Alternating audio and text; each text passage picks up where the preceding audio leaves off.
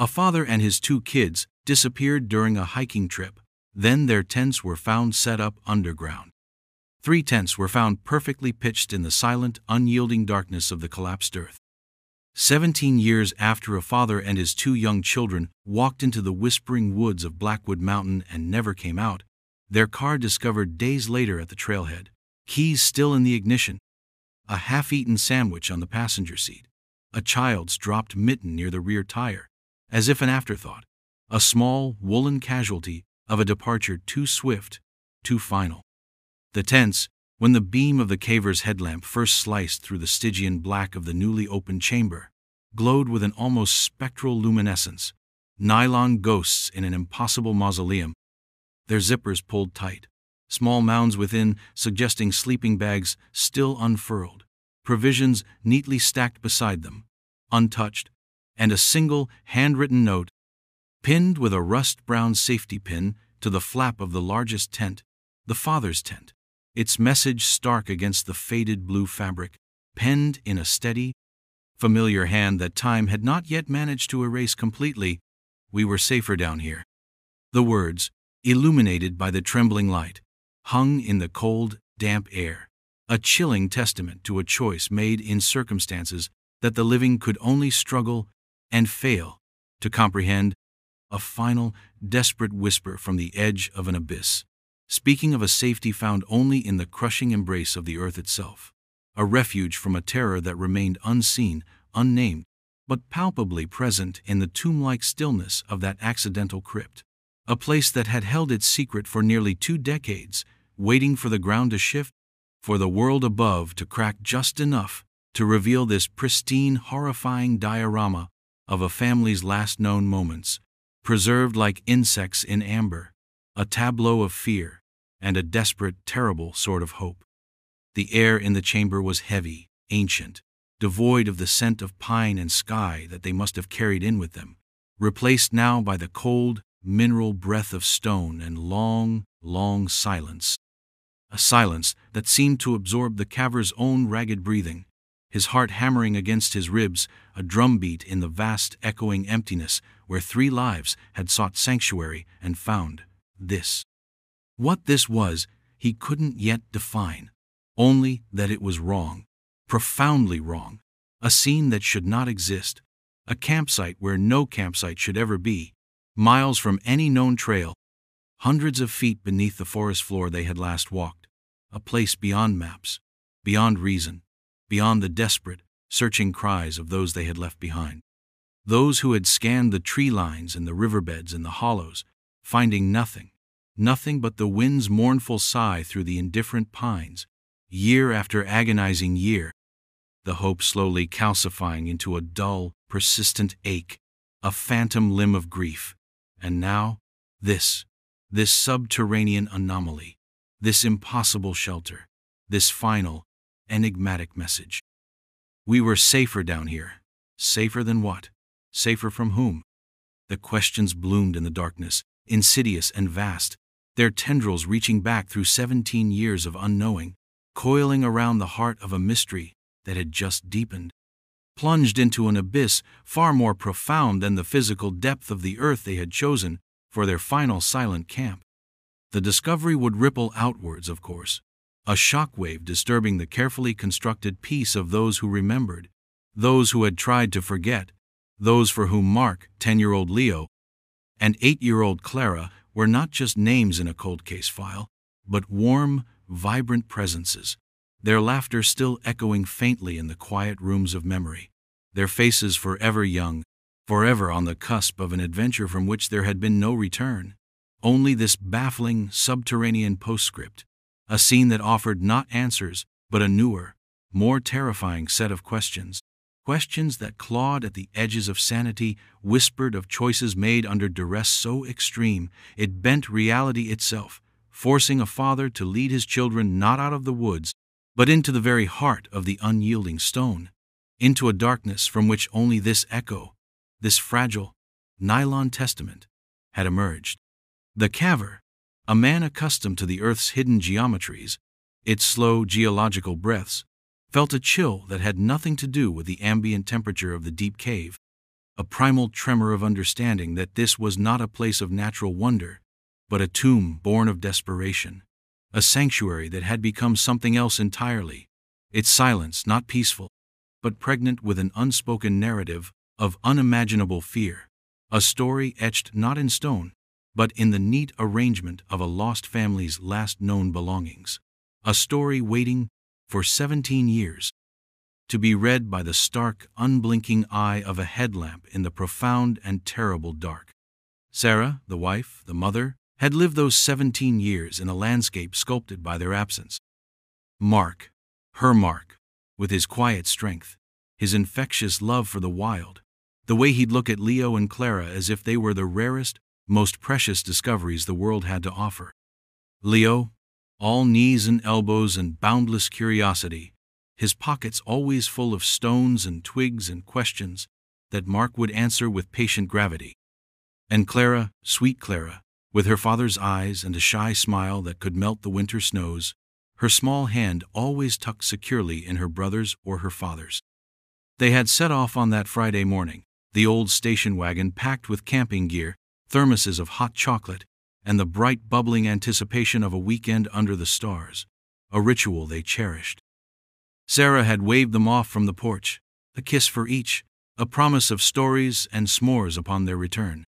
The sun was bright that day, deceptive in its warmth, hinting at nothing of the long shadow that was about to fall. Sunday evening came, then stretched into the anxious, sleepless hours of Monday morning.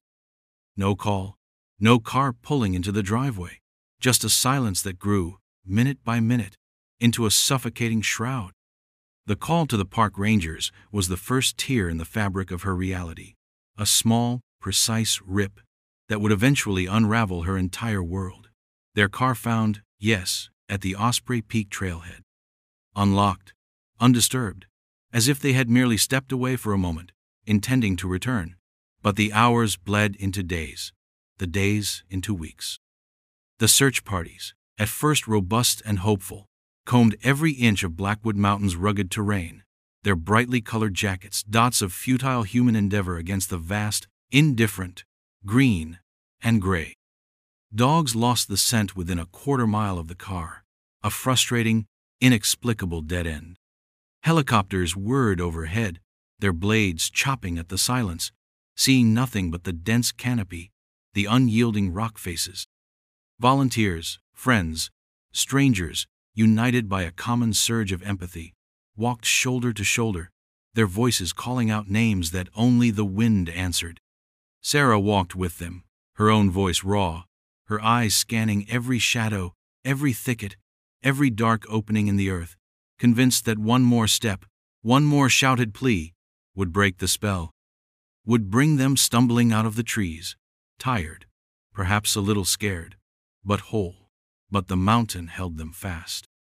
It yielded no clues, no signs of struggle, no dropped compass or discarded water bottle.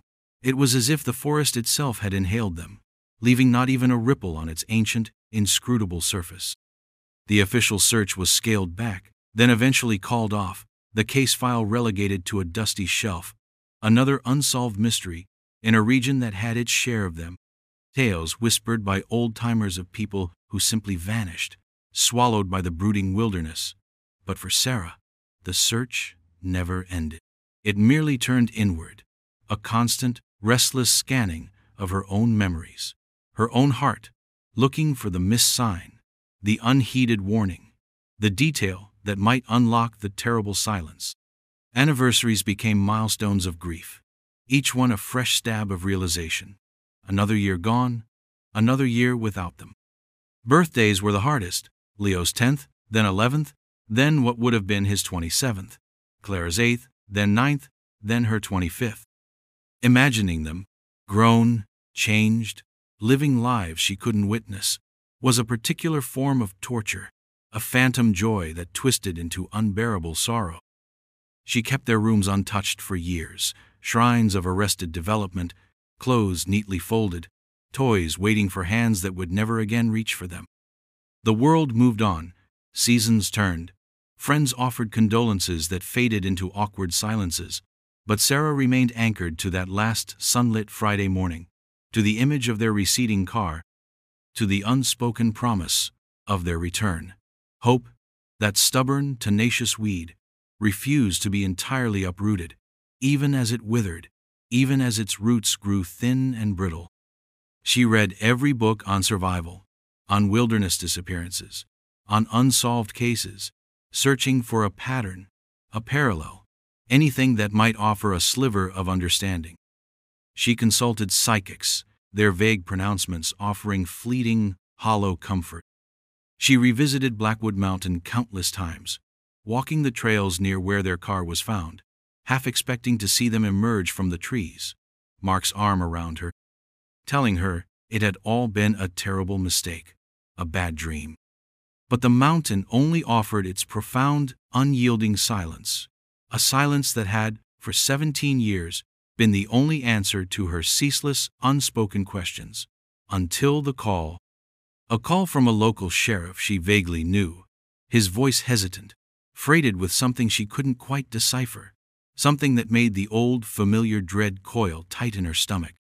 They'd found something, he said, something unusual, something related to Mark and the children, in a cave system, deep underground. The drive to Blackwood Mountain was a blur of resurfacing emotions, a 17-year dam of carefully managed grief threatening to burst. Sarah sat numbly in the passenger seat of the sheriff's vehicle, the familiar landscape rushing past, each curve in the road, each stand of familiar pines, a fresh torment. This mountain, which had been the backdrop to so much family joy, then the silent, cruel keeper of her life's greatest sorrow, now promised, what? A revelation? More pain?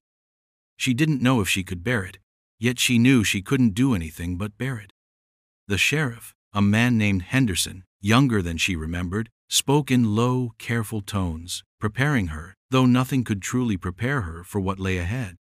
He explained about the caver, a local enthusiast named Tom Jennings, who had been exploring a newly accessible section of the Blackwood cave system, an area previously sealed off by a rockfall decades ago. Another minor tremor, a common enough occurrence in these geologically active foothills, had shifted the debris just enough for a narrow passage to open. Jennings had squeezed through, curious, and found the chamber. Henderson's words were stark, unadorned, tense, 3 of them, pitched, as if for a normal camping trip. But underground, in total darkness. He mentioned the note, relayed its brief, devastating message. We were safer down here. Sarah felt the words like a physical blow, the air rushing from her lungs. Safer? Mark had written that. Her Mark, who taught the children to respect the wilderness but never to fear it unreasonably. What could have driven him to such a desperate sanctuary? The final stretch of the journey was on foot, a rugged, uphill climb guided by park rangers and a somber-faced geologist. The entrance to the newly opened passage was small, an uninviting fissure in a rock face, partially obscured by ferns and fallen leaves. It looked like nothing, a place one would pass by without a second glance. Yet this insignificant crack in the earth was the gateway to a 17-year-old mystery. Sarah hesitated at the mouth of the passage, the cool, damp air exhaling from within like a sigh from the deep earth. You don't have to do this, Sarah, Henderson said gently, but she shook her head. She had to. For Mark, for Leo, for Clara, for herself. The passage was tight, claustrophobic. She could hear Jennings, the caver, up ahead, his voice echoing strangely. They moved slowly, carefully, their headlamps cutting cones of light through the oppressive black. The air grew colder, heavier, the silence broken only by their own breathing, and the drip, drip, drip of water, somewhere in the unseen depths. And then, the passage opened up. Not into a vast cavern, as she might have imagined, but into a chamber of modest size, perhaps 20 feet across, its ceiling just high enough to stand comfortably. And there they were, the tents, just as Henderson had described, yet infinitely more shocking in reality. 3 nylon domes, a larger blue one, flanked by 2 smaller ones, one yellow, one green, pristine, perfectly arranged, their colors muted in the stark glare of the headlamps but undeniably heartbreakingly familiar. She recognized them instantly. Their family tents, the ones they'd used on countless trips. The blue one was Mark's and hers, though she hadn't been on this trip. The yellow, Leo's. The green, Clara's. They looked as if they had been set up only yesterday, ready for occupants who had just stepped away. A wave of dizziness washed over her. Her hand went to her mouth, stifling a cry that clawed its way up her throat. 17 years. 17 years of picturing them, lost in the wind and rain, exposed to the elements, succumbing to the harshness of the wild. And all that time they had been here, in this place, shielded, sheltered, in a way, preserved. The geologist was muttering about sedimentary layers, about the stability of the chamber, but his words were a distant hum. Sarah's gaze was fixed on the note, still pinned to the flap of the blue tent. She moved towards it, as if in a dream, her boots scuffing softly on the dusty floor of the chamber. Henderson gently unpinned it, his gloved hand careful, and offered it to her. The paper was stiff, slightly yellowed with age, but the ink was clear, Mark's handwriting unmistakable. "We were safer down here." The words swam before her eyes, blurring with tears she hadn't realized were falling. Safer. Oh, Mark, she thought, her heart constricting. Safer from what? What horror could have existed on the surface of Blackwood Mountain that day, a horror so profound that this subterranean entombment seemed the preferable alternative? The silence of the chamber pressed in, heavy with unspoken answers, with the weight of a choice made in unimaginable terror. She had to see inside. There was no question, no hesitation. Despite the tremor that ran through her, a chill that seeped into her bones, colder than the cave air. Henderson understood, his eyes offering a silent, somber permission. He gestured to one of the forensic team members, who carefully, almost reverently, unzipped the flap of the smaller green tent, Clara's tent. The sound of the zipper, loud and abrasive in the profound stillness, was like a scream tearing through the fabric of time. Sarah held her breath, peering past the technician's shoulder as his light swept the interior. A small floral-patterned sleeping bag, neatly laid out, a slight indentation in its center, as if its occupant had only recently risen. Beside it, a child's backpack, a faded pink, its contents partially spilled, a half-eaten granola bar, its wrapper crinkled, a small, smooth stone that Clara had likely picked up on their hike, and a drawing, done in crayon on a folded piece of paper. With trembling hands, Sarah reached for the drawing. It depicted 3 stick figures, a tall one, 2 smaller ones, holding hands under a brightly smiling sun, surrounded by disproportionately large, colorful flowers. At the bottom, in shaky block letters, it read, "Best hike ever. Love, Clara." A sob escaped Sarah, a raw, broken sound that echoed horribly in the confined space. Best hike ever. "Oh, my baby." Her gaze fell upon a small, worn teddy bear tucked into the corner of the sleeping bag, its button eyes seeming to stare out with a vacant, ancient wisdom. Patches. Clara had named him Patches. She hadn't gone anywhere without him. To see him here, in this cold, dark place, was like a fresh wound, tearing open the carefully constructed scar tissue of 17 years. Next, Leo's yellow tent. The scene within was eerily similar. A blue sleeping bag, a book, one of those adventure stories he devoured, lying face down, its page creased as if he fully intended to return to it. A small collection of pine cones, and an unusually shaped piece of quartz arranged neatly on a folded t-shirt. And a flashlight, one of those sturdy, rubber-cased ones Mark insisted they all carry, its lens dark, its power long since extinguished.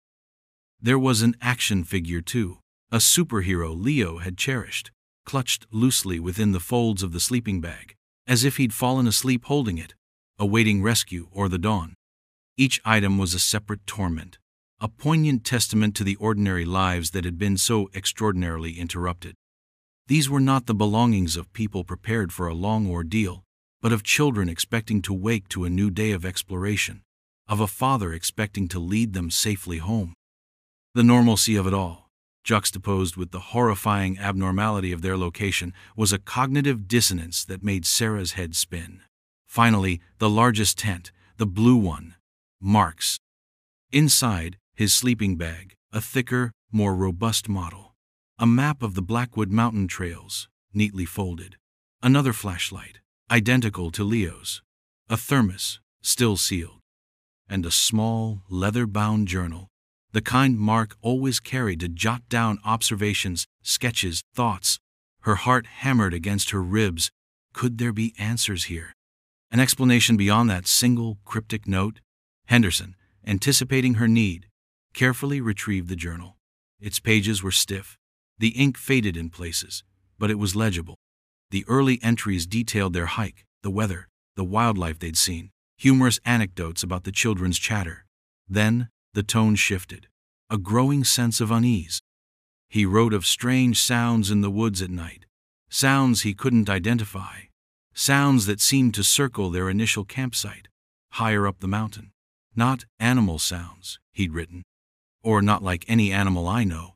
He mentioned finding odd tracks near their camp, large, unidentifiable, a feeling of being watched. He decided to move them, to seek a more sheltered location, to cut the trip short. There was no panic in his words, just a father's calm, measured concern for his children's safety. The last entry was brief, hurried. Found this place. A small opening. Seems dry. We'll wait it out here. The storm, it's not a storm. It's something else. We'll be safer down here. The journal ended there. Safer down here. The same words as the note, but now with a terrifying, albeit still vague, context. A storm that was not a storm. Something else. Sarah looked around the chamber, at the impassive stone walls, at the neatly arranged tents, the ghostly stillness. What had they been waiting out? What was this something else that had driven them into the bowels of the earth?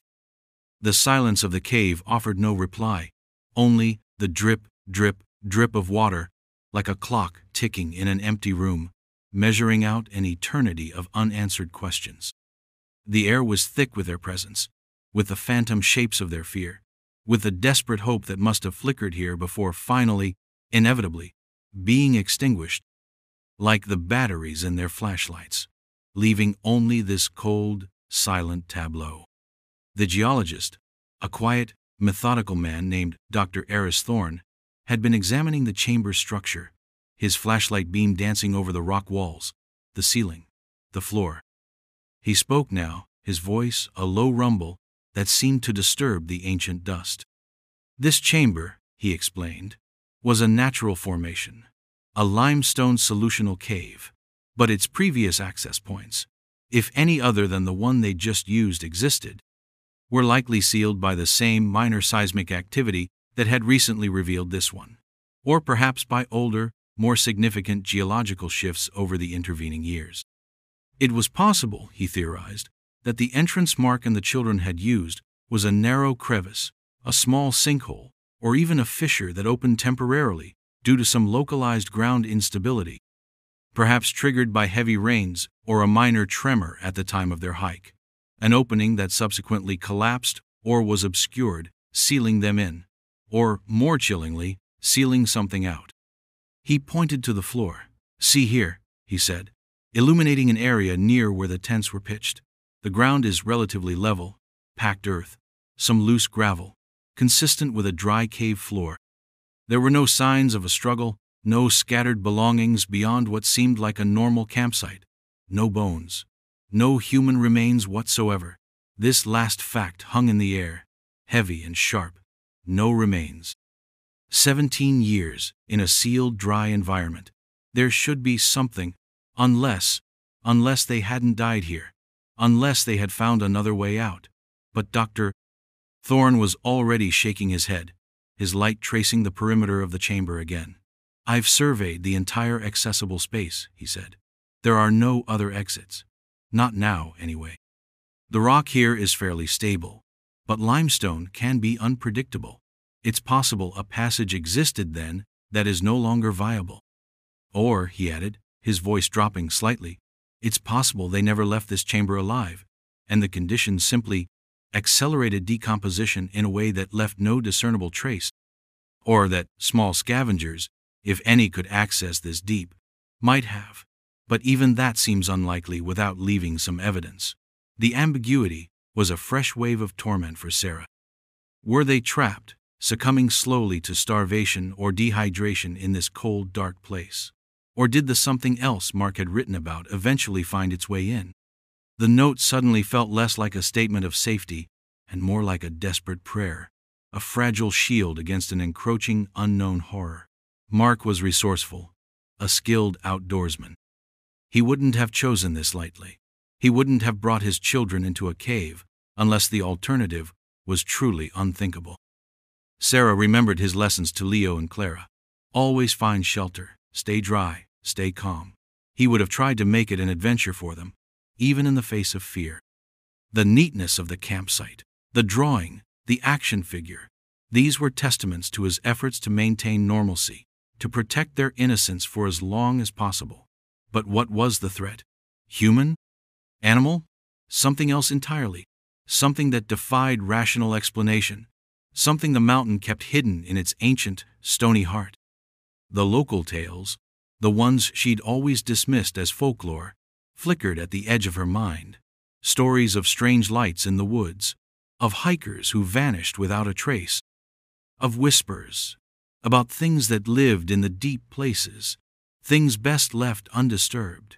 She had always been a rational woman, grounded in the tangible. But here, in this impossible tomb, surrounded by the heartbreaking relics of her lost family, rationality felt like a thin, inadequate blanket. The flashlights, the technician reported, had long since corroded, their batteries dead. But he managed to coax a momentary flicker from one, Leo's, a brief, pathetic spark that danced for a second before dying again, a fleeting ghost of light in the overwhelming darkness. It was a small, symbolic failure, a reminder of the fading hope, the eventual surrender to the inevitable. They had supplies, granola bars, some dried fruit, sealed water bottles. Enough for a few days, perhaps. Not for 17 years, not even for 17 weeks. The food was untouched, save for Clara's half-eaten bar. Had they lost hope so quickly? Or did the end come before hunger truly set in? The silence here was different from the silence of the forest above. Up there, even in its quietest moments, the wilderness hummed with unseen life. Here, it was the silence of the grave, absolute and profound, broken only by their own intrusion. A silence that had held its secrets tight until the earth itself had shifted, reluctantly offering up this chilling, incomplete chapter of a story Sarah feared she would never fully understand. The note, "We were safer down here," replayed in Sarah's mind, each word a hammer blow against the fragile composure she struggled to maintain. Safer. It implied a comparison, a choice between two distinct and terrifying options. What could have been happening on the surface of Blackwood Mountain that day, 17 years ago, to make this cold, dark entombment the preferable state? The journal entry spoke of a storm that was not a storm, of something else. These were not the words of a man succumbing to paranoia, but of Mark, her pragmatic, level-headed Mark, trying to articulate an experience that perhaps defied logical description. Had he seen something, heard something more definitive than the unsettling noises he'd recorded? The journal offered no further clues, its narrative abruptly severed, leaving only the chilling echo of that final, desperate conviction. The team began a meticulous examination of the tents themselves, their powerful lights scanning every inch of the nylon fabric. It was then that one of the younger investigators, a woman with keen eyes, pointed to something almost invisible on the outer wall of Leo's yellow tent, near the zipper line. Tiny thread-like scratches, almost parallel, clustered in a small area. Not deep enough to tear the fabric, but definite marks, as if something with small, sharp claws had repeatedly tried to worry its way in, or perhaps brush against it. More were found on Clara's tent, and then, more faintly, on Mark's. They were not animal bites, not the work of a bear or a cougar.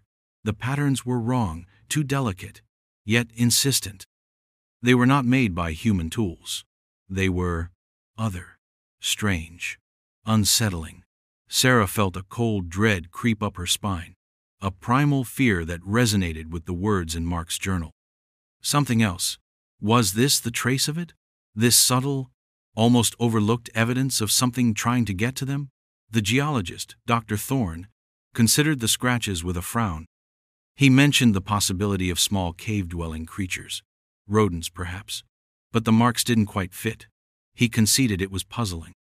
The chamber, he reiterated, seemed to have been sealed for a very long time, likely not long after they entered it. Whatever made those marks, if it came from outside their initial entry point, would have had to be in here with them, or find another way, in a way that was no longer apparent. The thought of them, huddled in their tents, listening to those faint, scratching sounds, the darkness pressing in, the air growing stale, was unbearable. How long had they maintained hope? How long before the silence outside their thin nylon walls became more terrifying than the sounds? Sarah imagined Mark, his voice low and reassuring, telling stories to the children, promising them rescue, promising them daylight, even as his own hope must have been dwindling with each passing hour, each failed attempt to find another way out, each unanswered call into the suffocating blackness. Did he ever regret his decision to come down here? Or did the memory of what they were fleeing remain so potent that even this slow, creeping end felt like the lesser of two evils? The local legends she had once dismissed now felt uncomfortably close, breathing cold air onto the back of her neck. Tales of the Watchers, in the deep woods, of disappearances on nights when the moon was hidden and the wind carried strange whispers through the pines. Folk tales, of course. Stories to scare children. But Mark was not a child, and he had been scared enough to bring his own children into the belly of the earth. The untouched provisions took on a new, more sinister meaning.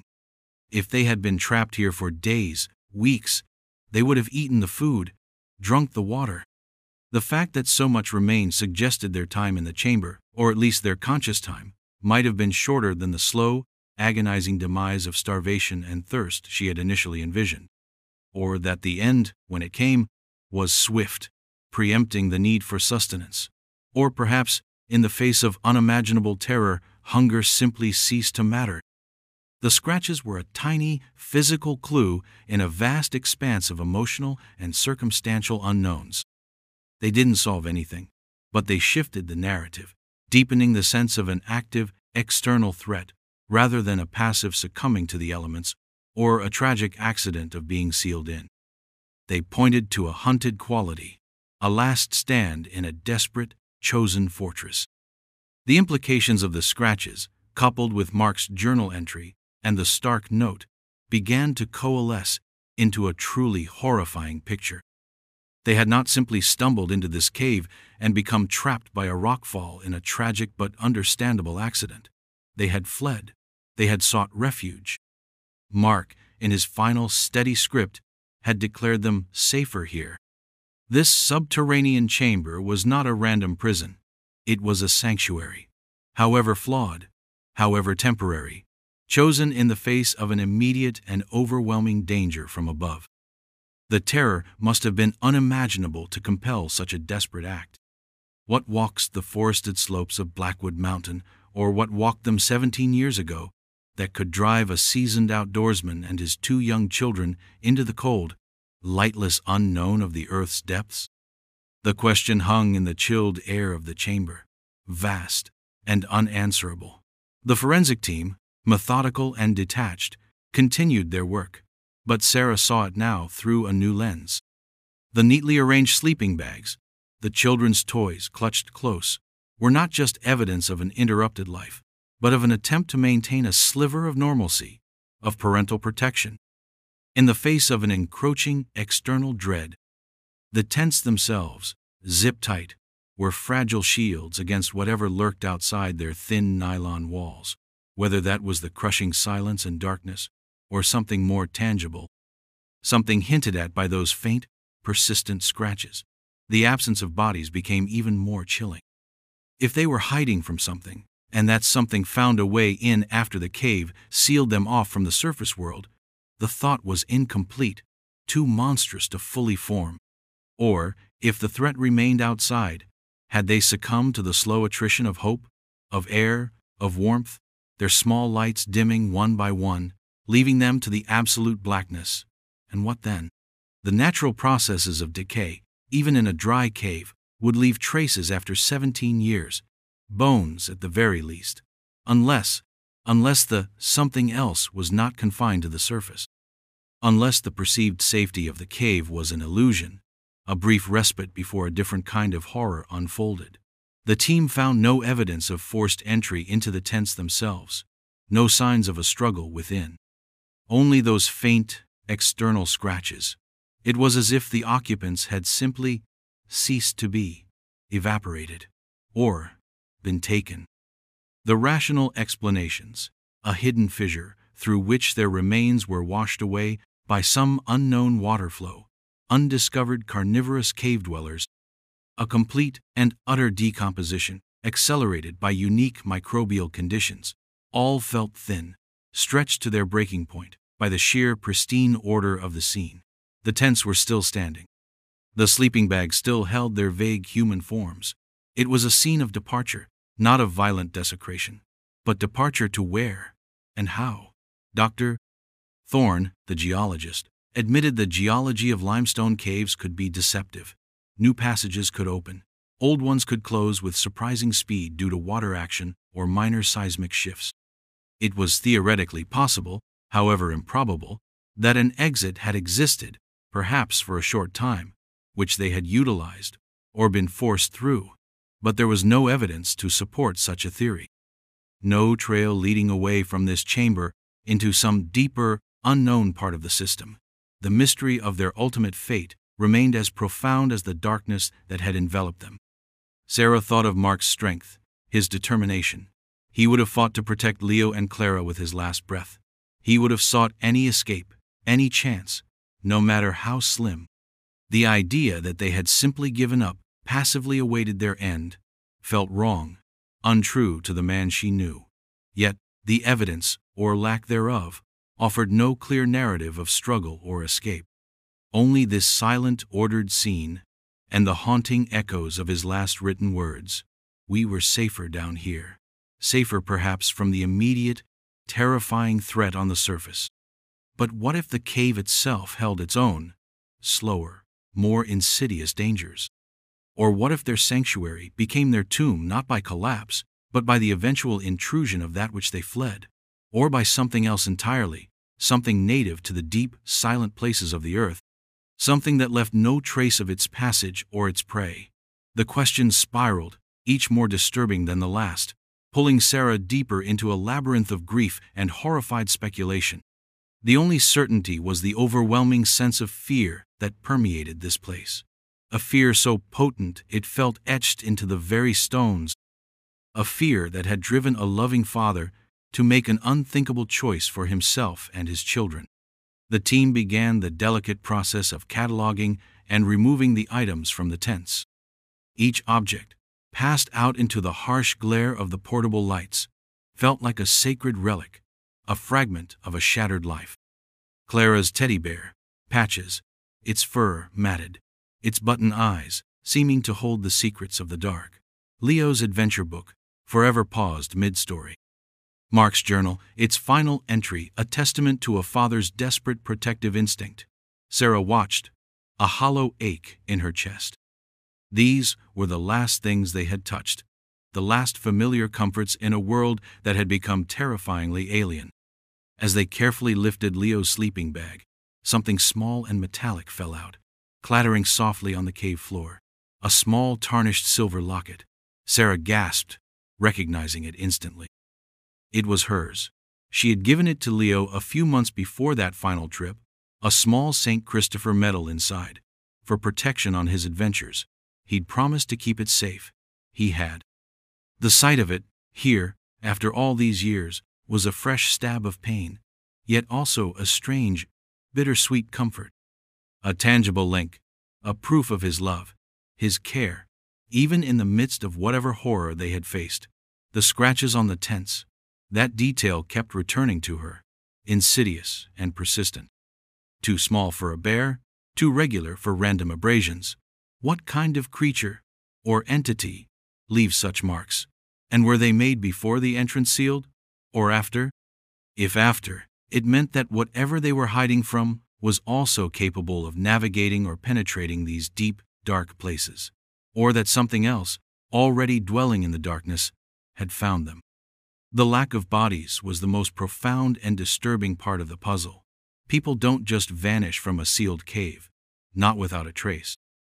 Unless the definition of trace needed to be expanded, unless the forces at play were beyond conventional understanding. The words, "safer down here," were a beacon in the storm of her grief, but they also illuminated the terrifying nature of what they must have faced above. What could make the cold, dark, unknown belly of the earth seem like a preferable option? It spoke of a threat so immediate, so overwhelming, that the slow gamble of the cave, with its risks of entrapment, starvation, or unknown subterranean dangers, was the only rational choice left to a father desperate to shield his children. The chamber felt like a breath held for 17 years, now finally, achingly, exhaled. But the exhalation brought no relief, only the stale, cold scent of an unresolved terror. Were they ever truly safer? Or had they merely exchanged one nightmare for another, a swift, visible horror for a slow, unseen one? The silence of the stone walls was absolute, offering no comfort, no answers, only the oppressive weight of their enduring mystery. The truth of what happened to Mark, Leo, and Clara after they zipped their tents that final time, after the last flicker of their flashlights died, seemed to have been absorbed by the earth itself, becoming another secret hidden within the mountain's ancient, brooding heart. The investigation would continue, of course. Samples would be taken, analyses run, theories would be debated. But Sarah knew, with a certainty that settled deep in her bones, that the full story would remain elusive, a haunting what-if that would follow her for the rest of her days. The partial revelation, this chamber, these tents, this note, was a brutal kindness, offering a glimpse into their final known moments, but simultaneously deepening the abyss of the unknown that followed. They had not been lost in the way she had always imagined, wandering, exposed. They had found a refuge. They had been together. Mark had done what he thought best to protect them. This much she could hold on to, but the nature of the threat, and their ultimate fate, remained shrouded in the impenetrable darkness that had claimed them. Sarah stood for a long time, after the last of the items had been carefully bagged and removed, the empty tents now just hollow nylon shells, their ghostly presence even more pronounced in their emptiness. The chamber felt colder now, more desolate. The faint, lingering scent of her family, of Mark's pipe tobacco that always clung to his clothes, of the children's innocent, sweet smell, had either dissipated or she had become accustomed to the cave's ancient, mineral breath.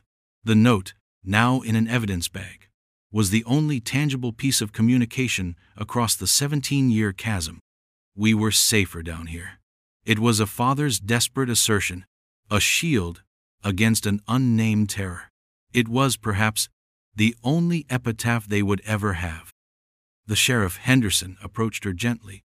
"We'll need to seal the entrance again, Sarah," he said, "for safety and to preserve the integrity of the site, in case we need to return." She nodded, unable to speak. "Seal it. Yes. Let the mountain keep its secrets if it must." She had found them in a way, and lost them all over again, in a new, more terrifying dimension of unknowing. The journey back to the surface was arduous, each step away from that chamber, an act of profound will. When she finally emerged from the narrow fissure into the waning afternoon light, blinking against the sudden brightness, the forest seemed different. The familiar trees, the calls of the birds, the scent of pine and damp earth, all of it now overlaid with a sinister undertone, a sense of unseen things, of ancient fears lurking just beyond the veil of perception. Blackwood Mountain was no longer just a place of scenic beauty or tragic loss. It was a place of deep, primordial mystery, a place that had swallowed her family and offered back only this chilling, incomplete echo. There would be no true closure. How could there be? With no bodies to mourn, no final understanding of their fate. The why of their descent into the earth was answered by that single, stark note, but the what happened next remained a gaping wound. Had they found another way out, against all odds, only to perish elsewhere? Had the something else Mark feared eventually breached their fragile sanctuary? Or had they simply faded away in the darkness, their small lights extinguished, their whispers absorbed by the indifferent stone? She would never know.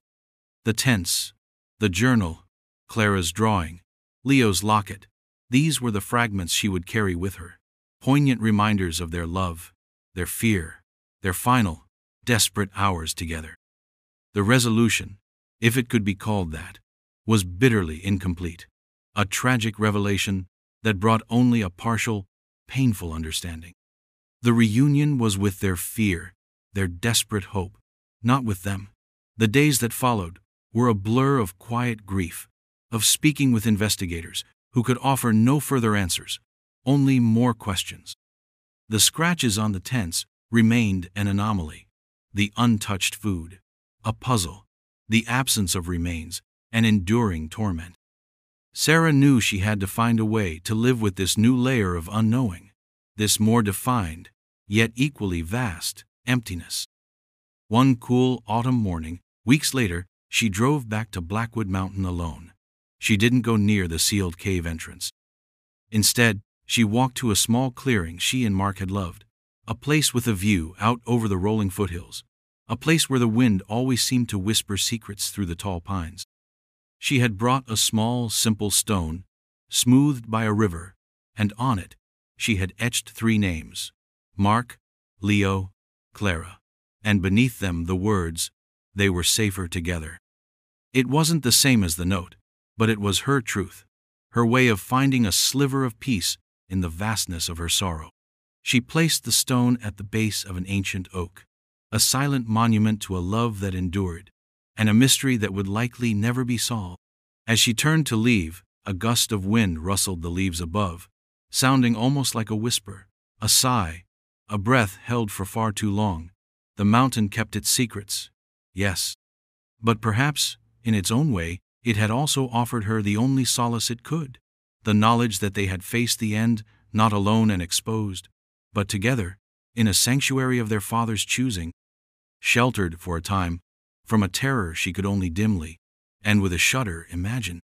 The hope for answers was gone, replaced by a somber acceptance of the mystery, an emotional catharsis born not of understanding, but of a final heartbreaking glimpse into their last known world.